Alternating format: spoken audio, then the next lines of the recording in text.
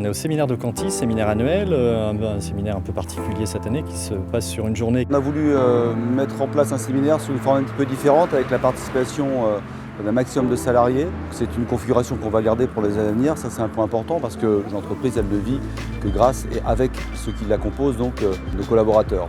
Nous on est multi-sites, donc à Poitiers, Bordeaux, Limoges, des collègues ne se voient pas souvent.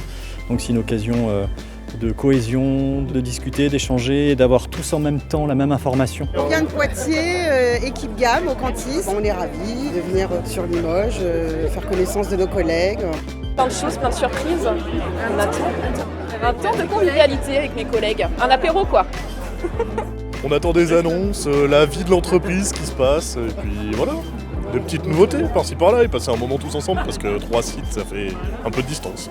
Tout est possible, tout est possible, voilà. Je vais faire connaissance avec mes collègues, voilà, essentiellement, puisque je viens d'arriver. Qu'est-ce que j'attends ? Déjà de voir tout le monde, c'est ça fait plaisir, c'est pas souvent. Des annonces aussi, on est là pour ça, et se faire plaisir. La matinée du séminaire autour d'une succession de prises de parole, du président de Cantis, du directeur général, de quelqu'un qui prend une nouvelle place, Christophe Baudot, plus proche du directeur général. J'ai fait un focus sur l'organisation. C'est important dans les ambitions que porte la structure. En termes de performance, c'est un des mots-clés. Mettre toute l'équipe au Cantis en mouvement pour atteindre les objectifs, être pertinent pour nos adhérents et pour nos collègues. Et puis là, ça sonne. Et quand le gong sonne, il faut rentrer. On a un nouveau DRH qui est arrivé il y a 15 jours, donc il y aura un chantier colossal qui l'attend. Qui sommes-nous comme collectif ? Qui sommes-nous les uns par rapport aux autres et les uns pour les autres ? Que désirons-nous et qu'est-ce qui nous manque ? Qu'est-ce qui nous manque pourquoi ?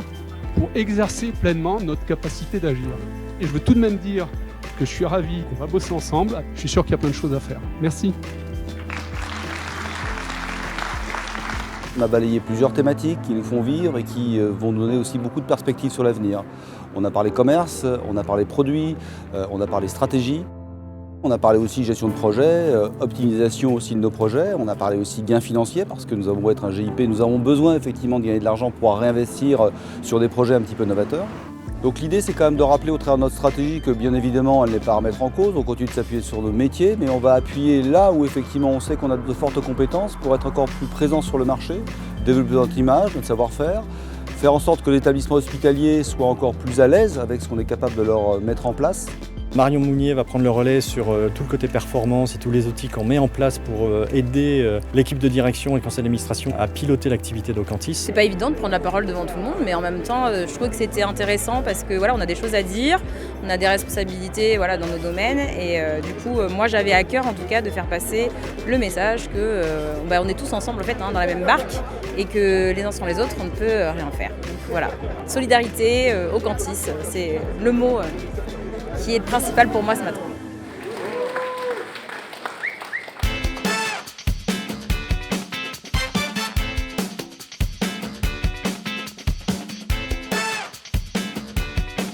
On passe un bon moment, déjà on est tous là, les interventions sont constructives et vraiment c'est un bon moment.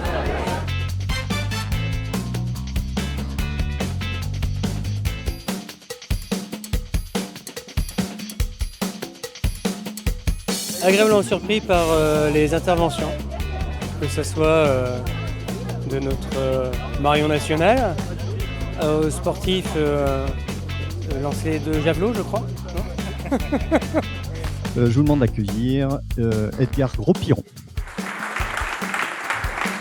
La présence d'Edgar Gros-Piron qui nous a partagé effectivement sa vision de sportif, un champion du monde, champion olympique, un des plus grands sportifs français, il ne faut pas l'oublier.